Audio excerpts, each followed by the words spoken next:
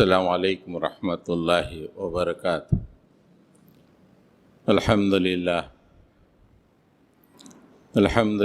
نحمدہ ونستعینہ ونستغفرہ ونؤمن بہ ونتوکل علیہ ونعوذ باللہ من شرور انفسنا ومن سیئات اعمالنا من یہدی اللہ فلا مضل لہ ومن یضلل فلا ہادی لہ ونشهد أن لا إله إلا الله وحده لا شريك له ونشهد أن محمدا عبده ورسوله أرسل بالحق بشيرا ونذيرا وداعيا إلى الله بإذنه وسراجا منيرا اللهم صل على محمد وعلى آل محمد كما صليت على إبراهيم وعلى آل إبراهيم إنك حميد مجيد اللهم بارك على محمد وعلى آل محمد كما باركت على إبراهيم وعلى آل إبراهيم إنك حميد مجيد اما بعد۔ محترم سامعین کرام، آج اسلام اتنا محکوم اور مغلوب ہے کہ اس کے ادنی اثرات بھی دنیا قبول نہیں کر رہی ہے۔ ایک وہ زمانہ تھا اسلام مغلوب ہونے کے باوجود اس کے افکار کی ایک ساکھ دنیا پر تھی۔ دنیا کچھ کرنے کے لیے شرم و عار محسوس کرتی تھی۔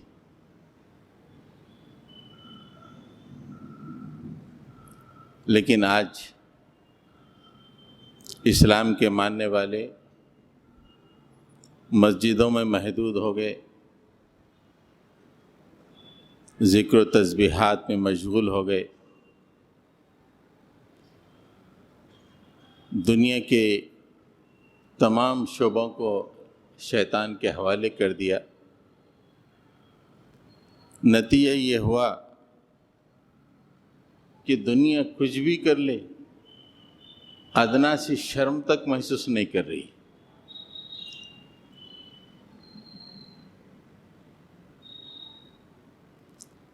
ہم بچپن میں سنتے تھے، نوابی دور تھا، میاں بھائی جمعہ کو نہا دھو کر مسجد کے لیے نماز کو جایا کرتا تھا، سر پہ ٹوپی لگا کر۔ تو جب گلی سے میاں بھائی گزرتا تھا تو گلی میں باہر بیٹھی ہوئی غیر مسلم عورتیں حجاب کر کے گھر میں چلے آتی تھی۔ کم سے کم یہ اثر تھا۔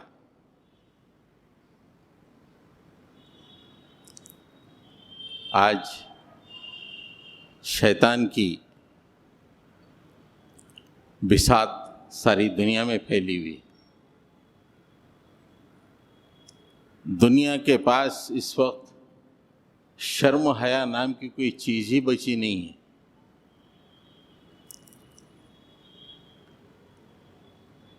اس کا ایک مظہر گزشتہ ہفتہ اسرائیل کے ایک شہر میں منعقد ہوا مس یونیورس کا جشن تھا۔ دنیا کے مختلف ممالک سے لڑکیوں کو بلا کر ان کے جسموں کی نمائش کروا کر اور سب سے بہتر جسم اور شکل والی کو تاج پہنانا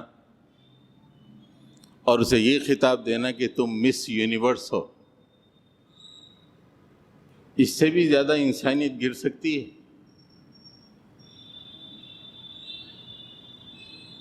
شیطان نے اس دور میں عورت کو خود نمائی کا ایسا ذوق دیا ہے کہ ہر حد کو پھلانگ رہی ہے، اور اس کا جانے انجانے مسلم معاشرے پر بھی بھرپور اثر ہو رہا ہے۔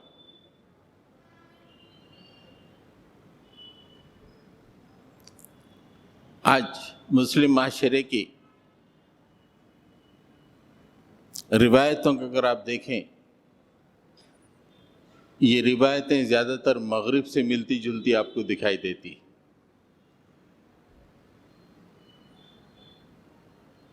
اسلام یا مشرقی اقدار سے ملتی جلتی آپ کو دکھائی نہیں دیں گی۔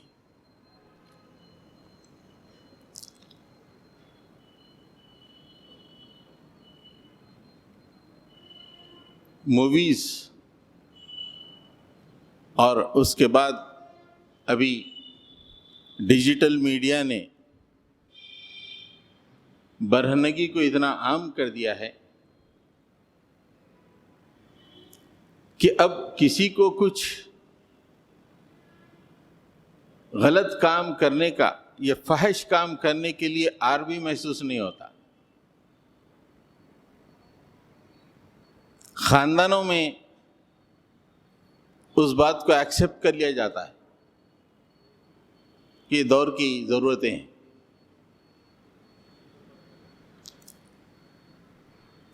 ابھی جو مس یونیورس کا کانٹیسٹ ہوا،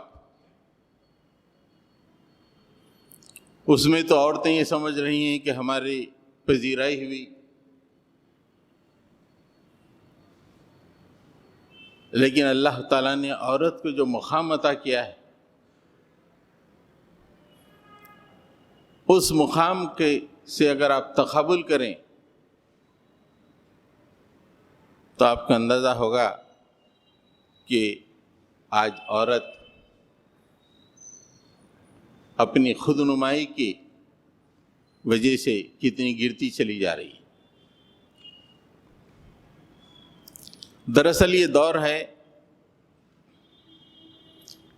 اللہ کی تخلیق میں رد و بدل کا۔ شیطان نے جب اسے اللہ تعالیٰ نے دھتکارا، اس وقت اس نے کہیں کہ میں دنیا میں جا کے 4 کام کروں گا۔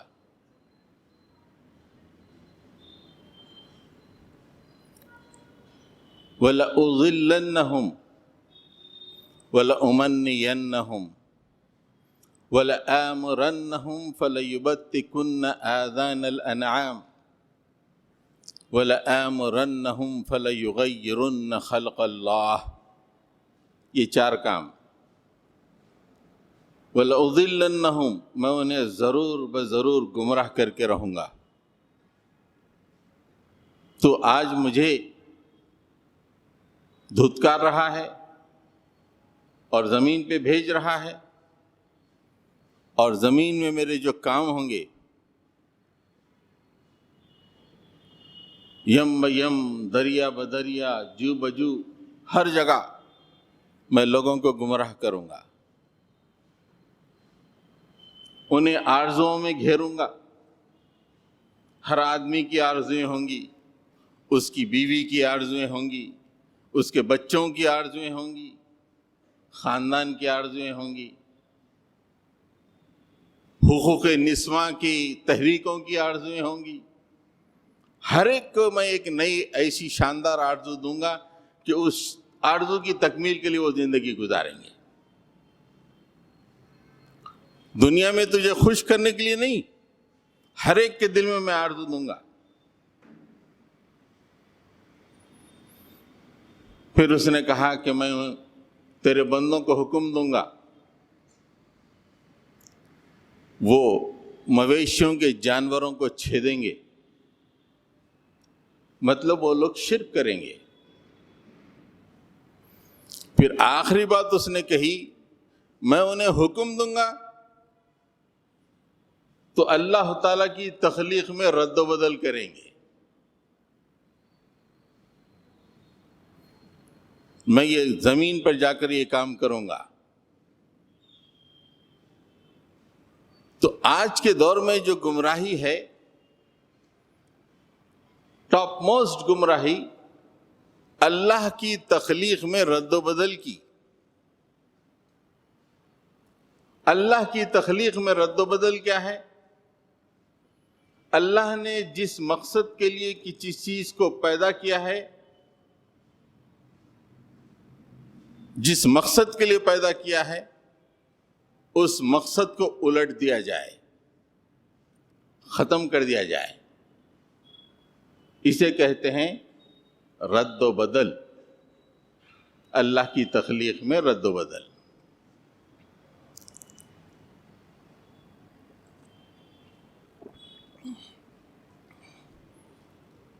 مس یونیورس تناظر میں اللہ کی تخلیق میں کس طرح رد و بدل کر رہا ہے شیطان.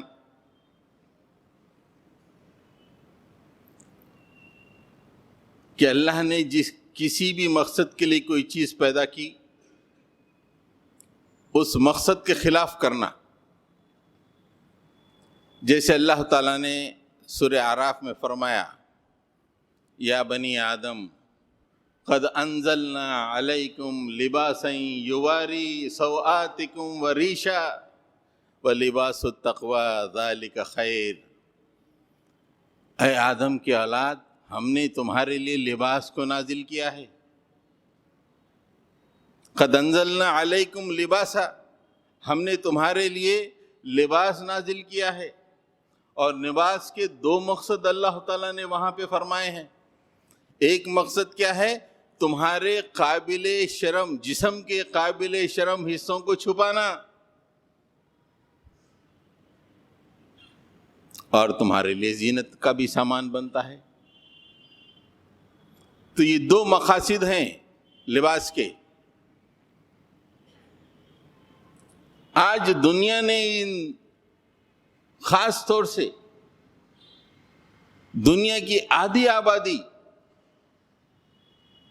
جو صنف نازک کہلاتی ہے، اس نے لباس کی تخلیق کے مقصد ہی کو بدل دیا. مس یونیورس میں جو لباس پہنا جاتا ہے، کیا قابل شرم حصوں کو ڈھانکنے کا لباس ہوتا ہے؟ وہاں تو لباس ایسا پہنایا جاتا ہے کہ قابل شرم حصے نمایاں اور خوبصورت دکھائی دے. اللہ کی تخلیق کا تغیر، اس کا تبدل، یہ آج کی دنیا کا نارمل ہے.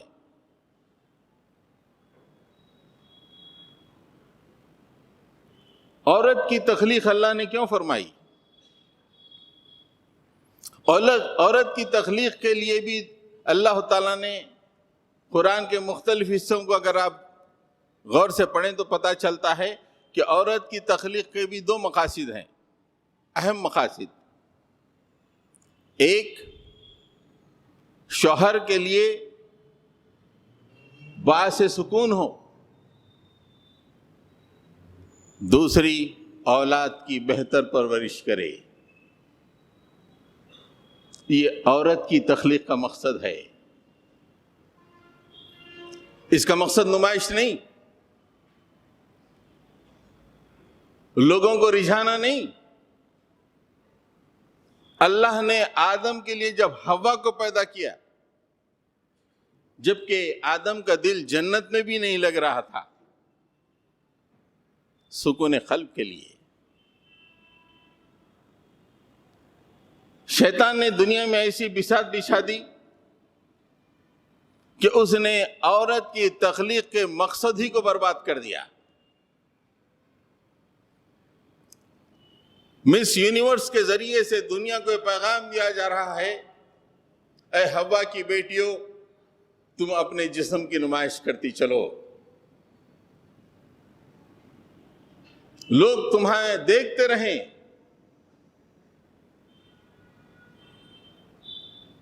جب اللہ کی تخلیق میں تغیر اور تبدل ہوتا ہے تو پھر انسانیت تباہی کے دہانے پہ پہنچ جاتی. تباہی کے آثار ہویدا ہو چکے ہیں. کیسی کیسی بیماریاں ساری دنیا میں پھیل رہی ہیں. ایڈس آج سے 30 سال پہلے ہم اپنے کالج کے آخری سال میں تھے جب ہم نے اخباروں میں دیکھا کہ ایڈس نام کی کوئی بیماری آئی ہے، اور اس کی تفصیل میں یہ بات آئی کہ ایڈس کی بیماری کی کیریئر عورت ہوتی ہے. ایک مرد سے دوسرے مرد کو ایڈس کی بیماری پہنچانے کا کام عورت کرتی ہے. شیطان نے ایسا ذوق اس عورت کو دیا ہے آج کی دنیا میں کہ اس نے اپنی تخلیق کو بدل دیا. خود نمائی کی فکر میں وہ آگے بڑھی، کہیں شمع محفل بنی، کہیں تلذذ عین بنی. نتیجہ یہ ہوا کہ آج دنیا کے لیے باعث پریشانی یا پریشانی کا سامان بن گئی. آج اس دور میں بھی آپ دیکھیں سینہ فخر سے چوڑا ہو جاتا ہے اہل ایمان کا کہ وہ ممالک جہاں پہ 100% مسلم آبادیاں ہیں یا مسلمانوں کی اکثریت ہے، وہاں پہ ایڈس کا ایک مریض بھی نہیں پایا جاتا. ایڈس کا ایک مریض بھی نہیں پایا جاتا. یہ اللہ کی رحمت ہے جو ان علاقوں میں وہاں کے لوگوں نے اللہ کی تخلیق میں کوئی تغیر نہیں کیا. اب کچھ ظالم بادشاہ رہے ہیں وہاں پہ تغیر پیدا کر رہے ہیں. حضرت گرامی، اللہ تعالیٰ نے انسان کو اور خاص طور سے صنف نازک کو، مجموعی طور پہ انسانوں کو اور خاص طور سے صنف نازک کو پہلے ہی بتا دیا تھا کہ شیطان کیا کرنے والا ہے. لیکن ظالم دنیا میں اتنے مگن ہیں. یہ 4 دن کی اگر زندگی مان لی جائے تو اس میں 2 گھنٹے کی خود نمائی ہے. تیسرے گھنٹے میں اگر خود نمائی کوئی عورت کرنا چاہے تو کوئی دیکھنا پسند نہیں کرے گا. اتنی شارٹ پیریڈ کے لیے اللہ تعالیٰ نے پہلے ہی فرما دیا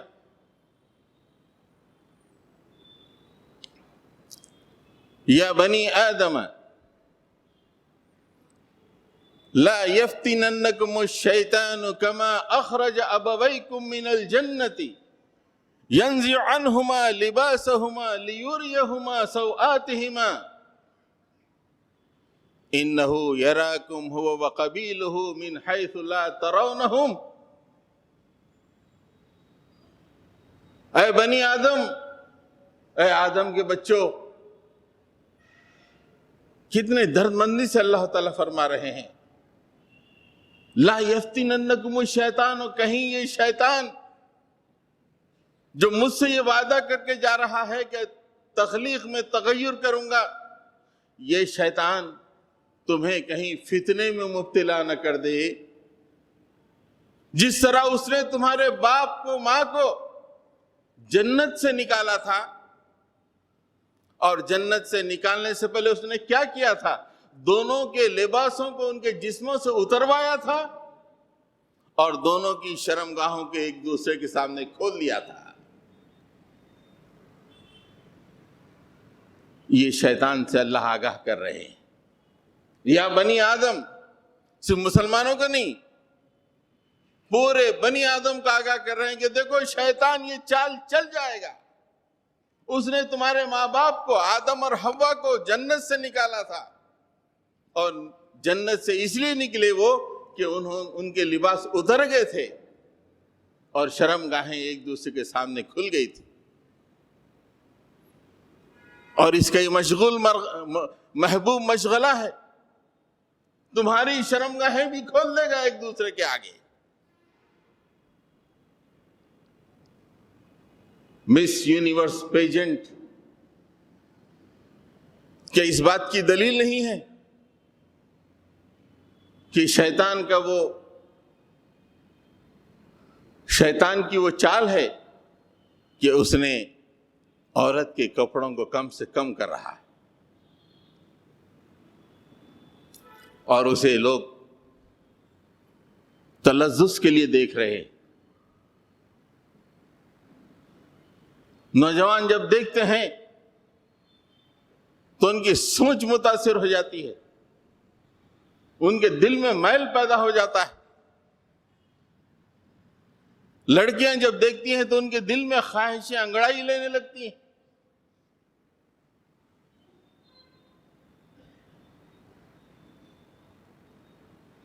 اور ہماری بوڑھیاں تو اپنی بہوؤں کے لیے مس یونیورسٹی تلاش کرنے کے لیے گھومتی ہیں، 200 گھر گھومتی ہیں، انہیں وہ تھوپڑا نہیں دکھائی دیتا جو ہم ان کی بہو کے لیے قابل قبول ہو۔ کتنا تبدل، کتنا ظلم ہے۔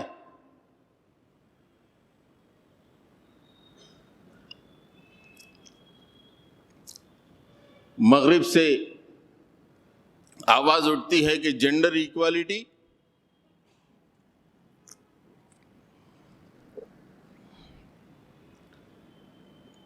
یعنی مرد اور عورت برابر ہوں۔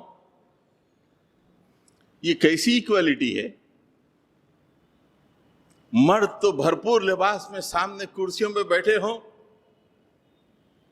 اور سٹیج پہ ایک عورت اپنے جسم پہ کم سے کم تر لباس پہنے اپنے جسم کی نمائش کر رہی ہو، اور پورے مرد اسے بیٹھ کے دیکھ کے تلذذ حاصل کر رہے ہوں۔ یہ ایکوالٹی ہے؟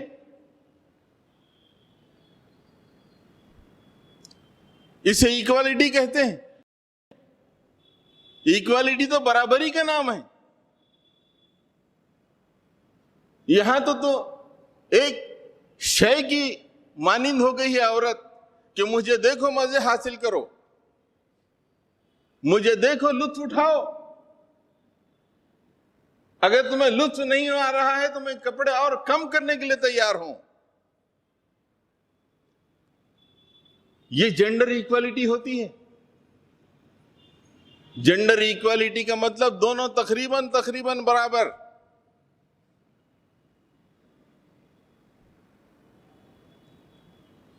زمین پر اگر کوئی نظریہ جینڈر ایکوالٹی کو فروغ دے سکتا ہے تو اسلام کا نظریہ ہے۔ ہاں، چند معاملوں میں ڈیسیشن میکنگ کے لیے مرد کو قوام بنایا گیا ہے، ضرور مرد قوام ہے ڈیسیشن میکنگ کی حد تک،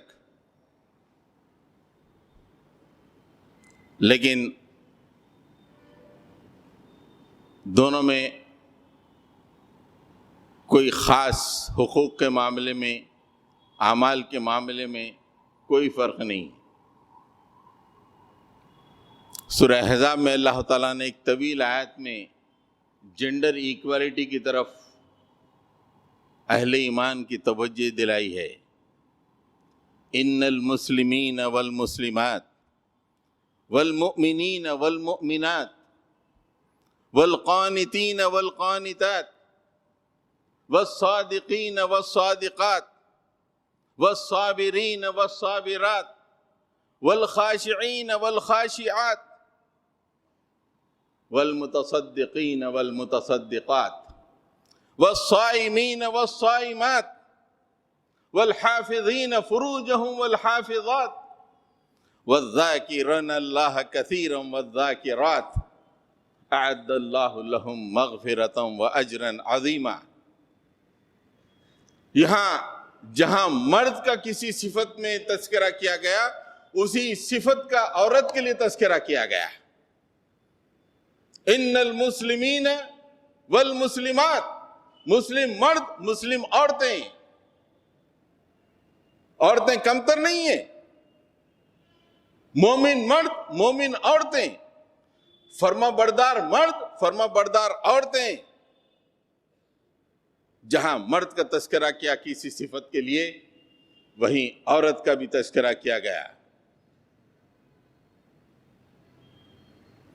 سچے مرد، سچی عورتیں، صبر کرنے والے، صبر کرنے والیاں، اللہ سے ڈرنے والے، اللہ سے ڈرنے والیاں، اللہ کے راستے میں صدقہ کرنے والے، اللہ کے راستے میں صدقہ کرنے والیاں،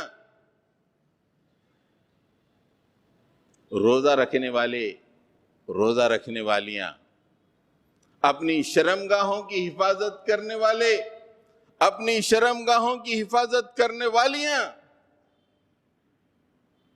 اللہ کا ذکر کثرت سے کرنے والے، اللہ کا ذکر کثرت سے کرنے والیاں۔ 10 کوالٹیز کا اللہ نے تذکرہ فرمایا ہے۔ یہاں پہ مرد و عورت کے درمیان ایکوالٹی بتائی ہے۔ مرد بہت زیادہ نمازی، عورت کمتر، مرد بہت زیادہ روزہ دار، عورت کمتر، نہیں، برابر، ایکول۔ یہ جنڈر ایکوالٹی ہے۔ اور ظالمو، تم جنڈر ایکوالٹی کی بات کرتے ہو اور بھرپور لباس میں سامنے بیٹھ کے کمتر لباس میں عورت کو دیکھتے ہو۔ اس کے جسم کی نمائش جب ہوتی ہے تو اپنی آنکھوں کو گاڑ دیتے ہو۔ یہ جنڈر ایکوالٹی ہے؟ جنڈر ایکوالٹی تو وہ ہے کہ ایک بیوی شوہر سے بولے کہ تم بہت نماز پڑھتے، میں بھی پڑھتی ہوں، کہ تم ہی روزہ رکھتے، میں بھی روزہ رکھتی ہوں، کہ تم ہی خیرات کرتے ہو، میں بھی خیرات کرتی ہوں، ذکر پہ بہت بول رہے ہو تم، میں بھی کرتی ہوں۔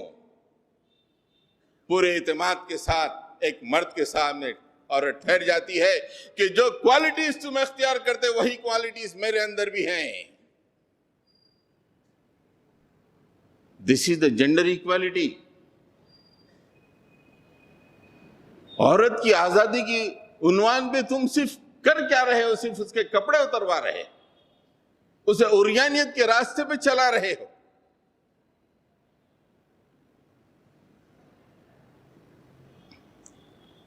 ایک اور مقام پہ اللہ تعالیٰ نے جنڈر ایکوالٹی کا ایک اور انداز میں تذکرہ فرمایا ہے۔ والمؤمنون والمؤمنات بعضهم اولیاء بعض یأمرون بالمعروف وینہون عن المنکر ویقیمون الصلاة ویؤتون الزکاة ویطیعون اللہ ورسولہ اولئک سیرحمہم اللہ۔ فرمایا مومن مرد اور مومن عورتیں دونوں آپس میں ہم رنگ ہیں۔ There is no difference between them. والمؤمنون والمؤمنات بعضهم اولیاء بعض، ایک دوسرے کے ہم رنگ، کمتر نہیں ہے۔ There is no gender difference۔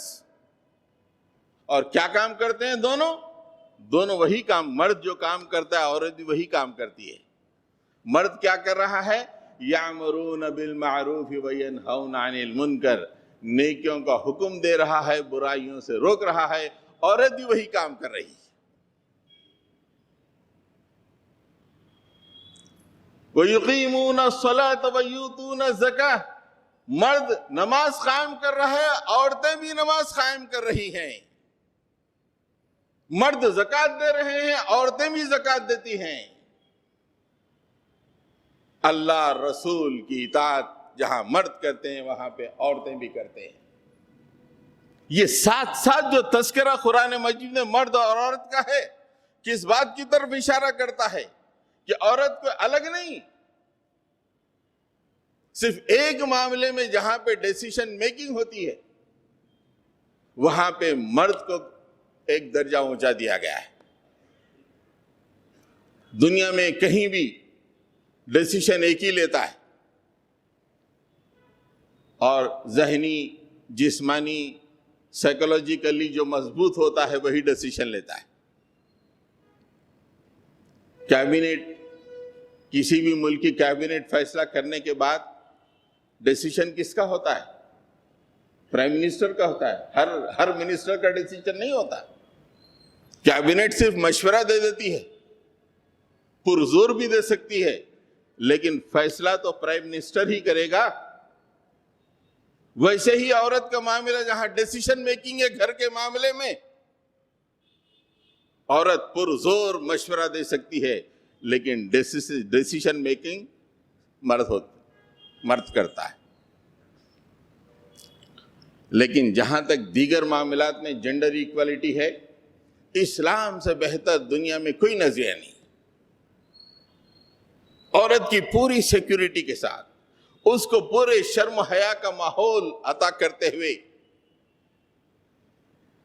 اسے ایک بہتر ماحول فراہم کرتے ہوئے ایکوالٹی ہے. یہاں پہ وہی عورتیں جو مالدار ہیں، جو اپنے جسم کو لوگوں کے سامنے مبرہن پیش کر سکتی ہیں، ویسے ہی عورتوں کے لیے ایکوالٹی ہے. وہ غریب عورتیں جو مزدوری کرتی ہیں، جن کی زندگیاں فاقوں کے شکار ہوتے ہیں، ان کے پاس کوئی ایکوالٹی نہیں ہے. یا اللہ تعالیٰ نے جنہیں کوئی صحیح شکل عطا نہیں کی ہے، یہ جسم مفلوج یا کسی اور وجہ سے کمزور ہے، آج کی دنیا میں اسے کوئی ایکوالٹی نہیں ہے. آج کی دنیا اسی کو ایکوالٹی عطا، اسی عورت کو ایکوالٹی عطا کرنے کا بھرم پیش کرتی ہے جو شکل و صورت کی بھی اچھی ہو اور جسمانی طور پر بھی صحت مند ہو. اسلام ہر کسی کو ایسا ماحول پرووائڈ کرتا ہے کہ تم جنت میں آنا چاہو تو مردوں کے ساتھ ساتھ تم بھی جنت میں داخل ہو سکتے ہو. ایکول ہیں.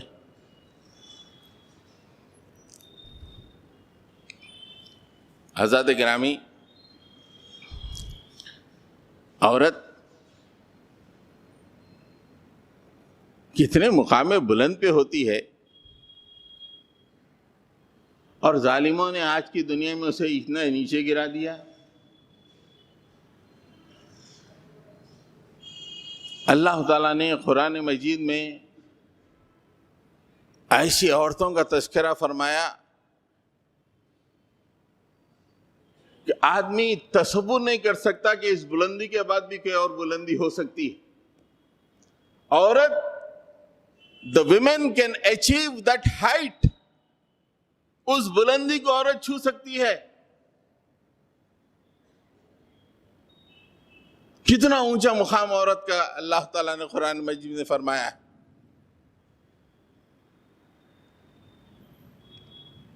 اور یہ کہتے ہوئے کہ یہ عورتیں ضرور ہیں لیکن مرد اور عورت سب کے لیے یہ مثال ہیں. They are an example for all. عورتیں صرف عورتوں کے لیے ایگزامپل، مرد مردوں کے لیے نہیں. یہاں پہ یہ دو عورتوں کا تذکرہ ہے اور کہا گیا کہ پورے اہل ایمان کے لیے مثال ہیں. They are standard. وَضَرَبَ اللَّهُ مَثَلًا لِلَّذِينَ آمَنُوا امْرَأَتَ فِرْعَوْنَ إِذْ قَالَتْ رَبِّ ابْنِ لِي عِندَكَ بَيْتًا فِي الْجَنَّةِ وَنَجِّنِي مِنْ فِرْعَوْنَ وَعَمَلِهِ وَنَجِّنِي مِنَ الْقَوْمِ الظَّالِمِينَ.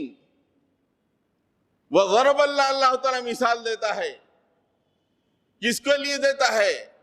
اہل ایمان کے لیے، وَضَرَبَ اللَّهُ مَثَلًا لِلَّذِينَ آمَنُوا، ساری دنیا میں پھیلے ہوئے 170 مسلمانوں کے لیے مثال۔ سنو مسلمانوں، عورت کا کیا مقام ہے، قرآن سے نکھر کر آ رہا ہے۔ فرعون کی بیوی کی مثال دیتا ہے۔ فرعون کی بیوی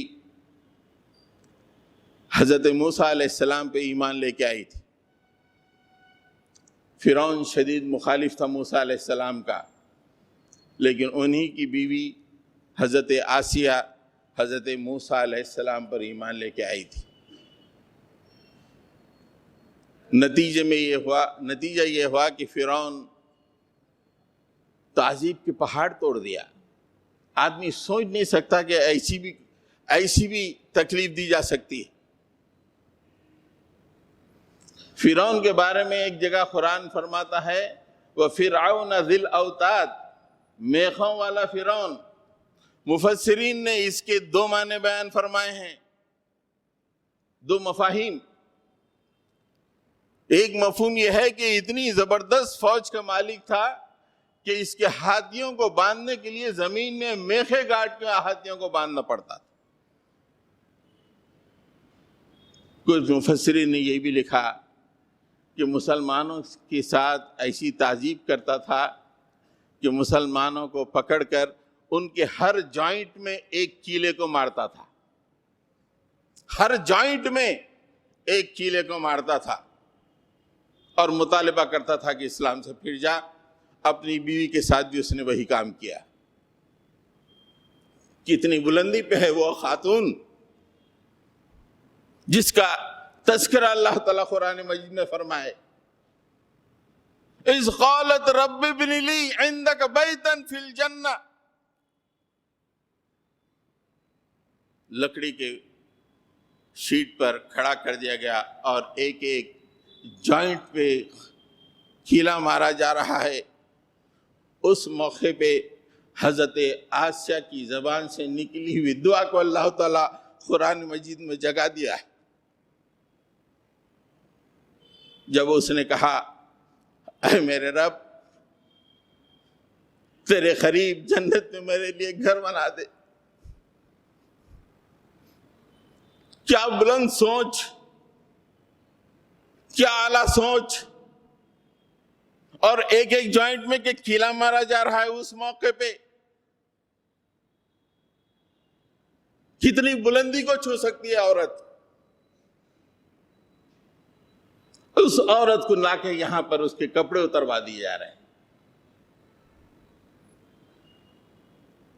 وَنَجِّنِي مِن فِرْعَوْنَ وَعَمَلِي، مالک دیکھ رہا ہے کہ ہر جوائنٹ میں کیلا مارا جا رہا ہے، اس فرعون کے اس عمل سے مجھے نجات دے دے میرے مولا،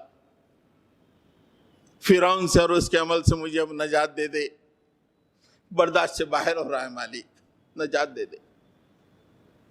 وَنَجِّنِي مِنَ الْقَوْمِ الظَّالِمِينَ، مالک یہ ظالم قوم جو میرا احترام نہیں کرتی ہے، میرے ایمان کا احترام نہیں کر رہی ہے، اس ظالم قوم سے مجھے نجات دے دے میرے مالک۔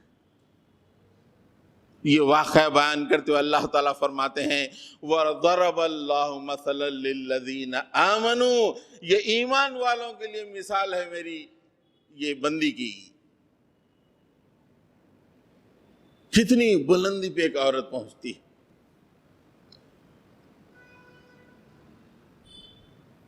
اس کے بعد حضرت مریم کا تذکرہ ہے، آپ سورہ تحریم میں دیکھ لیں۔ ایک دوسری بہت ہی بلند پایا خاتون، کتنی بلند ہوتی ہیں خواتین، آپ اندازہ لگائیے۔ آج ہمارے معاشرے میں ان خواتین کے تذکرے نہیں ہیں، کوئی جانتا نہیں ہے۔ جب اللہ تعالیٰ فیصلہ کیا کہ اب قیامت تک کے لیے مجھے ایک مسلمان قوم کے لیے قبلہ بنانا ہے، ایک شہر بسانا ہے، اس نے کسی مرد کا انتخاب نہیں کیا، اس نے ایک عورت کا انتخاب کیا۔ Can you imagine? شہر مکہ کی اگر آپ تاریخ دیکھیں، جو کہ قیامت کے لیے اہل ایمان کے لیے قبلہ ہے، جب اس کو بسانے کا اللہ تعالیٰ نے فیصلہ فرمایا تو اس کے پہلے شہری کے حیثیت میں اللہ تعالیٰ نے ایک خاتون کو چنا، حضرت ابراہیم کی بیوی حضرت حاجرہ، گود میں چھوٹا سا بچہ۔ فرمایا کہ ابراہیم جاؤ اپنی بیوی کو میرے اس گھر کے قریب چھوڑ دو۔ ابراہیم علیہ السلام وادی غیر ذی زرع، جہاں زندگی کے آثار کم اور موت کے آثار زیادہ، دور دور تک کوئی آدمزاد نہیں، حضرت حاجرہ کو وہاں پہ چھوڑ دیے، اس لیے کہ کتنا بڑا کام لینا تھا۔ قیامت تک کے لیے مکے کو مسلمانوں کا کعبہ بنانا تھا۔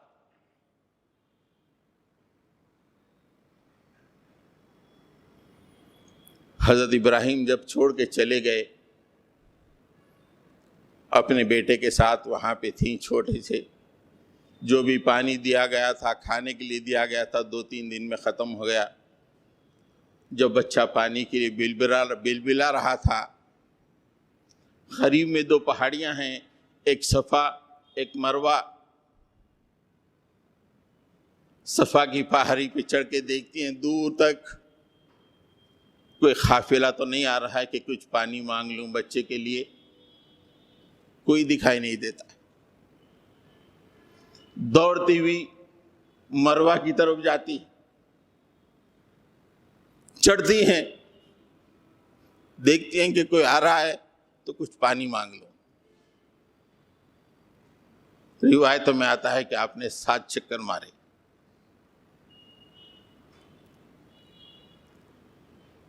اللہ تعالیٰ نے اس عمل کو اتنا پسند کیا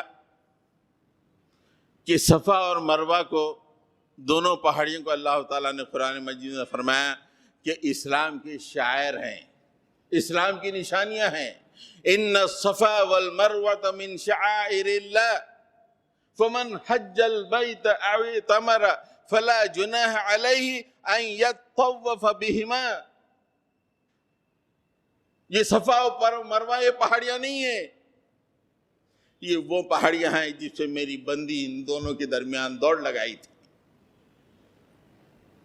یہ مقام اور مسلمانوں، اللہ کے نبی نے فرمایا اے مسلمانوں جب تم حج کرو یہ صفا و مروہ کے درمیان سعی تمہارے لیے ضروری ہے، حج و عمرہ کے لیے۔ اللہ کی اس بندی کے اس عمل پہ تم کو پھر سے عمل کرنا ہے۔ اگر یہ عمل نہیں کرو گے تو تمہارا حج مقبول نہیں ہوگا، تمہارا عمرہ نہیں ہوگا۔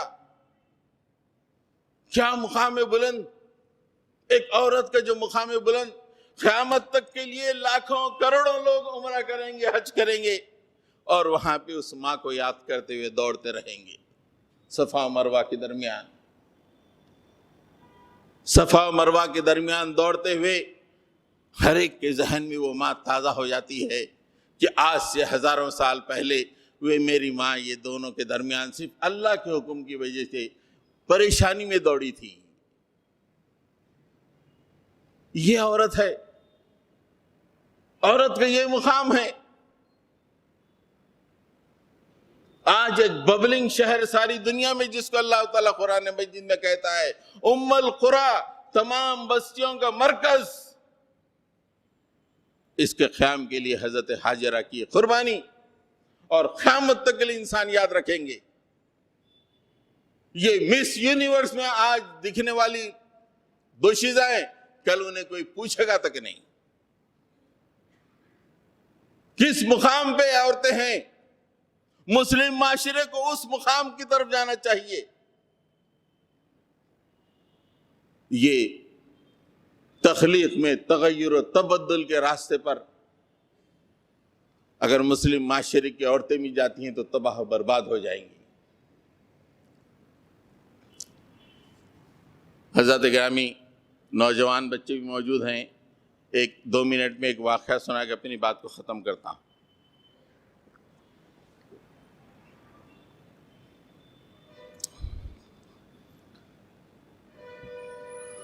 سن 859، آج سے تقریباً 1300 سال پہلے دنیا میں کوئی یونیورسٹی نہیں تھی۔ یورپ کی پہلی یونیورسٹی آکسفورڈ یونیورسٹی، جو کہ 12ویں صدی میں 1160 کے آس پاس قائم ہوئی۔ کیمبرج 1206 میں قائم ہوئی، لیکن 859 میں مراکش کے فیح کے مقام پر ایک یونیورسٹی انسانی تاریخ میں پہلی دفعہ قائم کی گئی، جو آج تک موجود ہے۔ The oldest university، آپ Guinness book of world record, یہ یونیسکو کے ریکارڈ میں جا کے دیکھیں۔ دوسرے لوگ تو مانتے نہیں ہیں، دوسرے لوگ تو کیمبرج اور آکسفورڈ کو پہلی یونیورسٹیاں قرار دیتے ہیں، یہ یونیورسٹی آف بولوگنا کو پہلی یونیورسٹی قرار دیتے ہیں، لیکن genius book of world record اور یونیسکو کے ریکارڈ اگر آپ چھانیں گے تو پتہ چلے گا کہ تاریخ کی سب سے پہلی یونیورسٹی مراکش کے فی مقام پر یونیورسٹی آف قراویین، اس یونیورسٹی کو کس نے قائم کیا؟ اس یونیورسٹی کو قائم کرنے والی ایک خاتون تھی، فاطمہ الجہری اس کا نام تھا۔ اس کی بہن مریم، فاطمہ الجہری نے، اس کا باپ بہت مشہور تاجر تھا، اس کے انتقال کے بعد بہت سارا ترکہ اسے حاصل ہوا تھا۔ اس رقم سے اس نے یہ سوچا کہ مجھے ایک یونیورسٹی قائم کرنا ہے۔ عورت کیا کر سکتی ہے؟ ساری دنیا کو اس نے یونیورسٹی کا کانسیپٹ دیا۔ دنیا، یورپ جو ہے اس کو معلوم نہیں تھا کہ علم کیا ہے۔ ساری دنیا کو جو یونیورسٹی کا کانسیپٹ جو دیا وہ فاطمہ الجہری ہے۔ وہ یونیورسٹی میں ابتداً تو اسلامی تعلیمات پڑھائی جاتی تھیں، لیکن بعد میں کچھ ہی سالوں میں اس میں میتھمیٹکس پڑھائی جانے لگی، نباتات پڑھائی جانے لگی، الکیمی پڑھائی جانے لگی، فلسفہ پڑھایا جانے لگا، ایسٹرونومی پڑھائی جانے لگی۔ اور ایسی یونیورسٹی تھی وہ کہ تمام طبقات کے لیے اس میں داخلہ، سب کے لیے علم کا مقام۔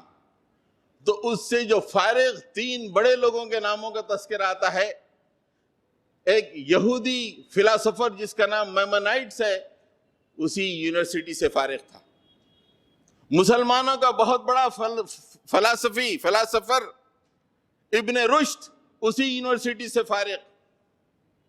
اس وقت کا پاپا روم سلویسٹر II اسی یونیورسٹی سے فارغ ہوا۔ اور روایتوں میں آتا ہے کہ اس وقت یورپ میں گنتی نہیں آتی تھی، لکھنا نہیں آتا تھا، تو پاپا Rome Pope Sylvester II university of Qarawiyyin سے عربی ہندسوں کو پڑھ کر یورپ میں اس کو پیش کیا، متعارف کروایا یورپ والوں کو کہ یہ ہندسے ہوتے ہیں، اس کو اپنانا چاہیے۔ اس یونیورسٹی کو قائم کس نے کیا؟ اس یونیورسٹی کو قائم فاطمہ نے کیا، ایک عورت نے کیا جو خود بھی عالمہ تھی، جو خود بھی ایجوکیٹڈ تھی اس زمانے میں۔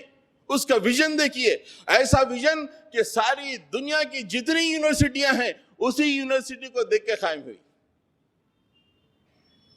عورت کا یہ مقام ہوتا ہے۔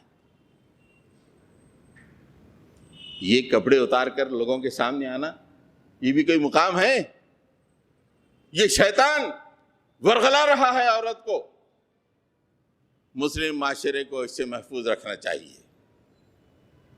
مسلم معاشرے میں قرآن اور اسلامی تاریخ سے ایسے بہترین نمونے نکل کے ہمارے سامنے آتے ہیں، ہماری بیٹیوں کو ان کے نمونے بتا کے بولنا کہ بیٹی یہ ہے تمہارا مقام اور مرتبہ، اگر اس کو چھوڑ دو گے تو تم تباہ و برباد ہو جاؤ گے۔ وآخر دعوانا ان الحمد للہ رب العالمین۔